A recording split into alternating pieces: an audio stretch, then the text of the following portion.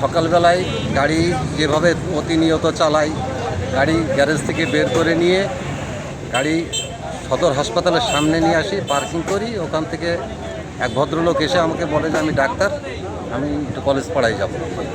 College পাড়ায় নিয়ে আসছি। কলেজে মসজিদের পাশে আমাকে দাঁড় করায় রেখে উনি এক দোকানে গেল। ওখান থেকে এসে আমারে বললো যে ভাই একটু এদিকে আসেন, এই গলির ভিতরে একটা ছেলে আছে, ওনাকে একটু ডাক দিয়ে নিয়ে আসেন।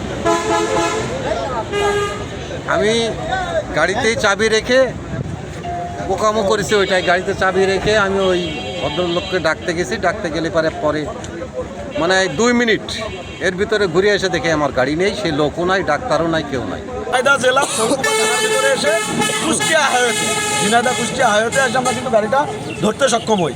তো আমরা মোটামুটি আইনের প্রতি শ্রদ্ধাশীল এবং পুলিশের লোকও আমাদেরকে যথেষ্ট হেল্প করছে, কারণ আমাদের বলার সঙ্গে সঙ্গে ওরা আমাদের সঙ্গে গাড়ি নিয়ে ইমার্জেন্সি হুইসেল বাজায় কিন্তু খুব রিস্ক নিয়ে গাড়ির টান দিয়ে আসছে। তা নাহলে ওটা হয়তো আরও দূরে চলে যায়। ভাইতে ঝিনাইদহ কুষ্টিয়া মহাসড়কে ভাটই বাজার পারে আহসাননগর নামক স্থানে আমরা চেকপোস্ট করছিলাম। তখন চেকপোস্ট করাকালীন সময়ে মাগুরা থেকে এক ভাই দাদা উনি এসে বললো যে স্যার আমাদের একটা ইজি বাইক চুরি হয়ে গেছে, এইদিকে গেছে। তখন আমি আমার সকল কার্যক্রম ফেলে আমার যে অফিসার আছে সার্জেন্ট হোসাইন, ওখানে আমার টিম সহ বাইকে গাড়িতে উঠাইলাম। উঠানোর পরে আমরা কুষ্টিয়ার দিকে রওনা করলাম।